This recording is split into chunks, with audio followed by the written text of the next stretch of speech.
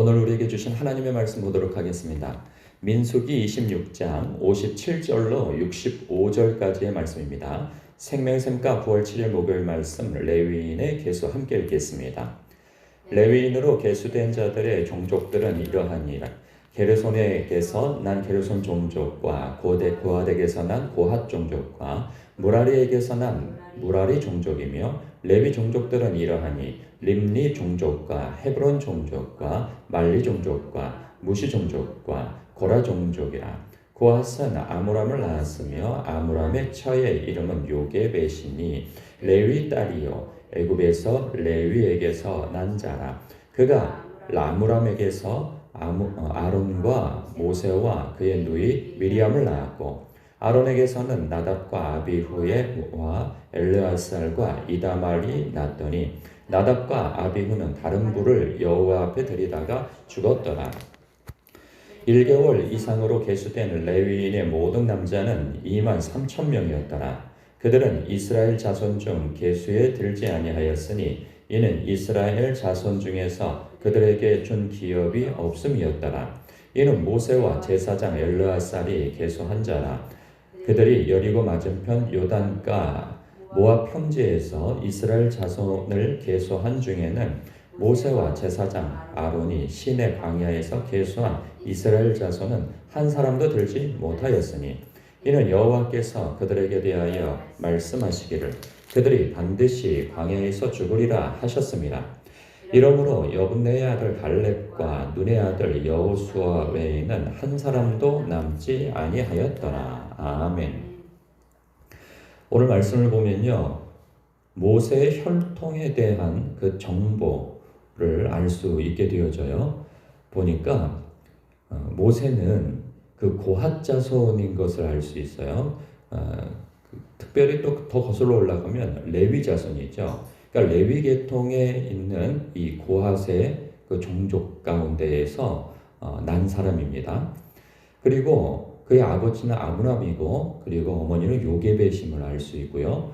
그리고 또 그의 누이가 미리암인 것을 또 형님으로서는 아론인 것을 알 수가 있죠.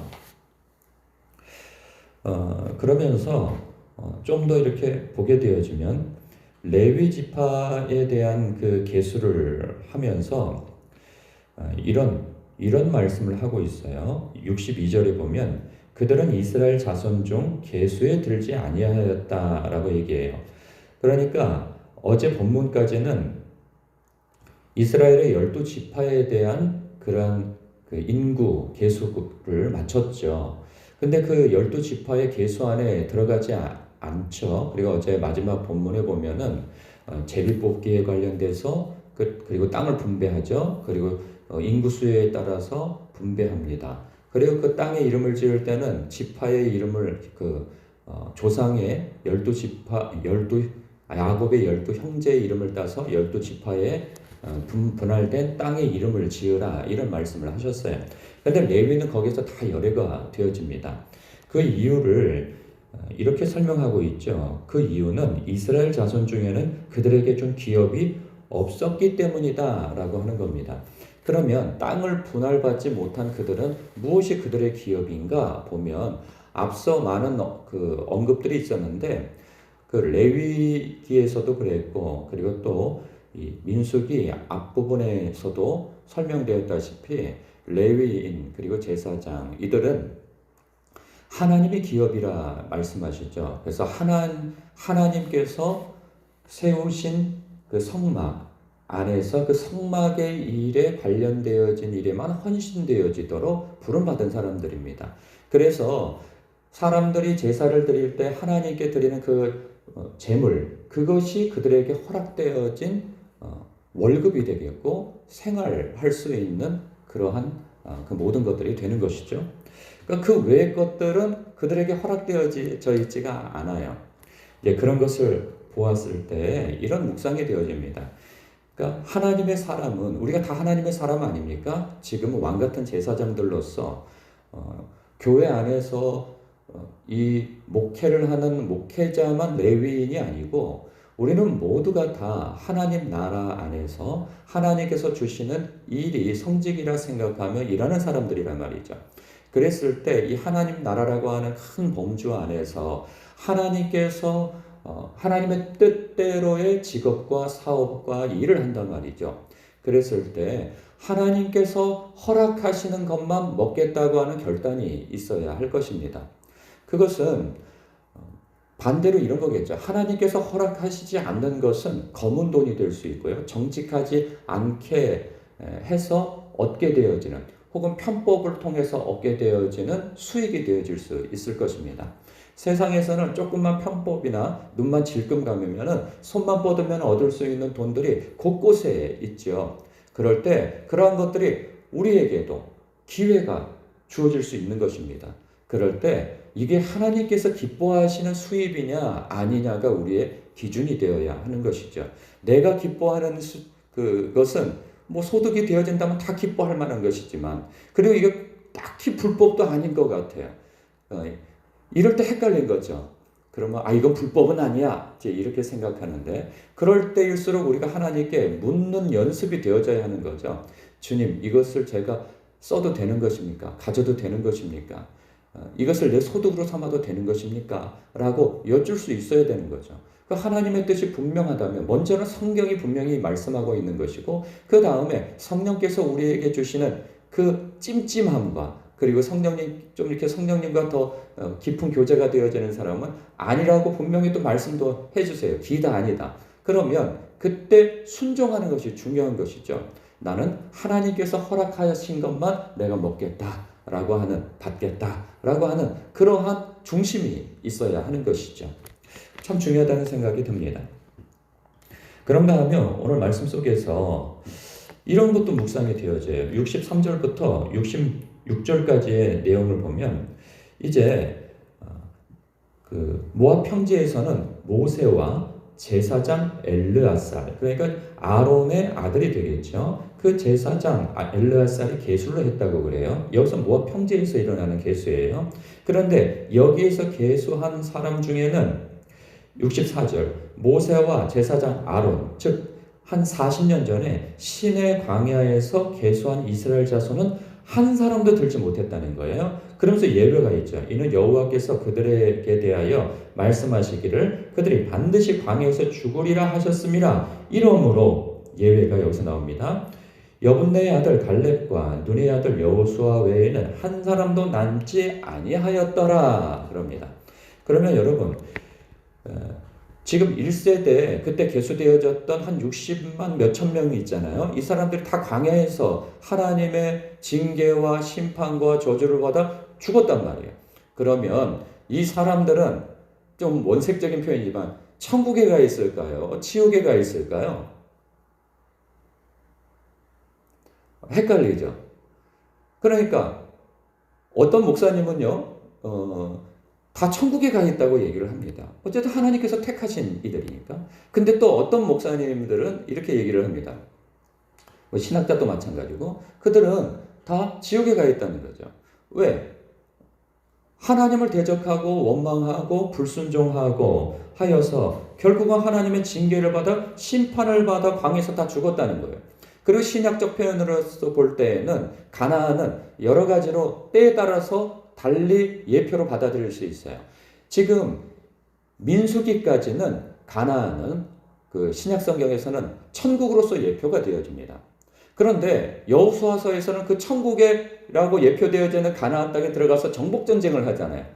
그러니까 또 이때에는 마치 민수기에서 광야 땅을 가는 여정처럼 우리에게는 또 천국에 가기 위한 가는 이전까지의 여정으로서 또 예표가 되어집니다.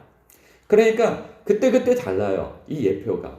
그래서 가나안 땅에 들어가 여기까지는 천국이라고 예표가 되어지는데 민수기까지는 그러면 이들은 가나안 땅에 못 들어갔으니 천국에 못 들어간 거 아니냐? 이렇게도 생각해 볼 수도 있는 거죠. 그러니까 제가 말씀드리고자 하는 요지는 뭐냐면 헷갈린다는 거예요. 이 사람들이 어디를 갔는지 헷갈린다는 거예요. 이런 질문은 어떨까요? 여러분, 모세와 여호수아, 갈렙, 다윗, 그리고 더 거슬러 가면 아브라함, 이삭, 야곱, 요셉, 노아, 그리고 또 신약 성경을 보면 바울, 뭐 마태, 마가, 누가, 요한, 이런 사람들은 천국에 있을까요? 지옥에 있을까요?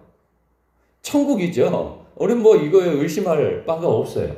그러면요, 가임, 이스마엘, 에서, 가룟, 유다, 이 사람들은 다 어디가 있을까요? 천국에 가 있을까요? 지옥에 가 있을까요? 헷갈리나요? 가룟, 유다 끼어 있으면 대충 감이 잡히지 않나요? 지옥에 가 있을 거라는 생각이 분명히 든단 말이죠. 이런 사람들은 뭐 고민의 여지도 없어요. 그럼 이 사람들은 어떤가요? 솔로몬, 사울, 데마, 그리고 아나니아와 삽비라, 이 사람들은 어떨까요? 천국에 가 있을까요? 지옥에 가 있을까요? 지옥이요? 이 사람들 지옥에 솔로몬도 끼어 있고, 사울도 끼어 있고, 데마, 아나니아, 삽비라. 솔로몬은 성경을 우리가 상식적으로 알기로는 전도서, 잠언, 그리고 아가서 저자입니다. 성경의 저자예요. 그리고 솔로몬이 굉장히 많이 기록되어져 있잖아요. 성경에 많이 할애되어져서. 그런데 이 사람은 지옥에 가 있다고요? 천국에 가 있다고 그랬나요? 지옥. 이거 헷갈린 거예요. 왜냐하면 이 사람이 나중에 하나님께 불순종하여서 우상을 들여오고 그 우상 앞에 절하는 자. 그래서 하나님께서 2번이나 찾아가셔서 너 그렇게 하지 말아라 해도 말을 듣지 아니하고 계속 그 짓을 하다가 나중에는 나라까지도, 자기 살아생전에는 그런 일이 있지 않았지만 자기 후손 때에는 나라가 쪼개지는 일까지 벌어진단 말이죠. 이럴 때 그가 성경을 썼다고 천국을 가? 이게 헷갈린단 말이죠. 왜냐면 하나님 앞에 우상 숭배를 하고 배교를 했던 자란 말이에요. 그럼 나중에 회개를 했나? 헷갈려요, 이 사람. 사울은 어떻습니까? 사울이요, 하나님 앞에 버림받기 이전까지는 아주 택함 받은 자이고 기름 부음 받은 자이고, 그리고 하나님의 일에 그 열심도 있었던 자이고 아주 겸손한 자였습니다. 그런데 왕이 되어져서 그가 헷가닥한 것이죠. 그렇게 해서 하나님 앞에 버림받긴 하였으나 그렇다고 해서 지옥에 가 있을까? 이것도 헷갈려요. 왜 택함 받았고 기름 부음 받았고 그렇잖아요. 겸손했고 하나님의 일에 열심이었던 적도 있었단 말이죠. 데마는 어떻습니까? 이 데마 보면 물론 사도 바울이 나중에는 이 데마가 그 세상을 사랑하여 데살로니가로 갔다 하는 그러한 단서 때문에 이 사람이 지옥에 가 있을 거야 이렇게 생각하겠으나 이 데마가 우습게 볼 사람이 아닙니다.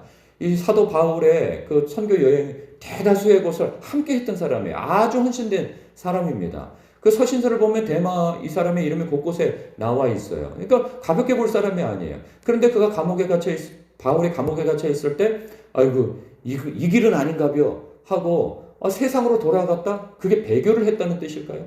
아니 데살로니가로 갔다는 것이 데살로니가 교회도 있을 수 있잖아요. 그런데 그가 세상을 사랑하여서 데살로니가로 갔다 하는 저 지점 때문에 그는 지옥에 가 있을 거야? 아니야. 또 한편으로 생각에는 꼭 데살로니가로 간 게 세상 사랑하여서 간 거야? 교회로 갈 수도 있는 거잖아. 이런 생각 가질 수 있어요. 아나니와 삽비라는 어떻습니까? 아나니아와 삽비라 헌신된 사람들이잖아요. 비록 성령을 속였다고 하는 것에 있어서 베드로의 징계를 질타를 받고 그 자리에서 죽었어요. 이 사람 지옥에 갔을까요? 천국 갔을까요? 헷갈린단 말이에요. 그러니까 제가 말씀드리고자 하는 요지는 뭐냐? 헷갈리게 살지 말라는 거예요. 헷갈리게. 이 사람이 지옥에 갔는지 천국에 갔는지 알 수 없는 삶을 살지 말라는 거예요. 여기 갈렙과 여호수아처럼 분명한 노선을 타라는 거죠. 이것도 아니고 저것도 아닌 삶을 살지 말라는 거예요. 제가 정말 우리 성도님들에게 당부하고 싶은 말씀은 무엇이냐?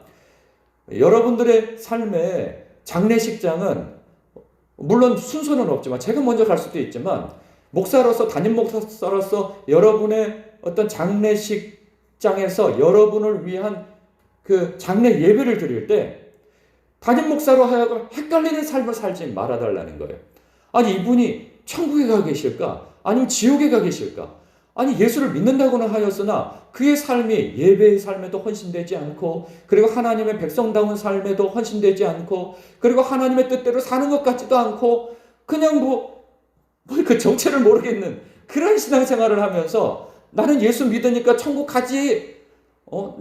우리 부모가 목사님이고 권사님이고 그리고 우리 그 조상 때부터 교회를 몇 개나 지었는지 몰라. 이런 것으로 신앙생활을 하려고 하는 자기 부인도 없고 자기 십자가도 없고 주님을 따르려고 하는 그러한 결단도 없고 물에 물 탄 즉 술에 술 탄 듯 뭐 알 수 없는 그런 정체를 할 수 없는 신앙인으로서 살아갈 때 뭐라고 가서 설교를 해야 될까? 이거 정말 이 장례식장에 갈 때마다 이게 진짜 큰 고민이에요. 이분은 지금 천국에서 주님 품에 안겨 계십니다 하면 모두가 은혜가 되어지고 다 격려가 되어지고 소망이 되어지고 그럴 텐데 돌려서 말해야 되고 이건 뭐라고 얘기해야 되지? 이런 고민을 주는 삶을 살아서는 안 된다는 말씀인 것이죠. 여러분, 솔로몬도 사울도 데마도 아나니아와 삽비라도 이 사람들도 한때는 다 헌신된 삶을 살았고 그랬어요. 그러나 그의 끝이 좋지 못했고 어느 부분에 있어서는 과정이 좋지 못했어요. 우리의 삶에 영으로 시작하였다가 영으로 맞춰지는 삶을 살아야 합니다. 이거 근데 쉬운 것은 아니죠. 그렇기 때문에 우리가 늘 하나님의 말씀을 따라 살려고 몸부림침이 있어야 되고 기도를 통해서 성령님의 그 다스림과 동행함을 삶을 살려고 하는 그런 결단과 열심이 있어야 하는 것이죠. 구원은 우리의 열심으로 되어지는 것은 아닙니다, 분명. 그러나 우리의 신앙은 이 거룩한 몸부림과 열심이 있지 아니하면 우리는 미혹되어지거나 시험을 받아서 미끄러져 버릴 수 있어요. 우리의 삶이. 그래서 나중에 헷갈려 버릴 수가 있단 말이죠. 다른 사람들이 볼 때 이 사람 천국 갔을까 지옥 갔을까? 우리가 생각할 때 그분 천국 갔죠. 이 모두가 자타가 공인하는 그러한 삶을 살아야 하는 것이죠. 저를 포함해서 여러분 모두가 그 영으로 시작되어진 삶, 영으로 맞춰질 수 있는 삶이 되시길 주님의 이름으로 축복합니다. 기도하겠습니다.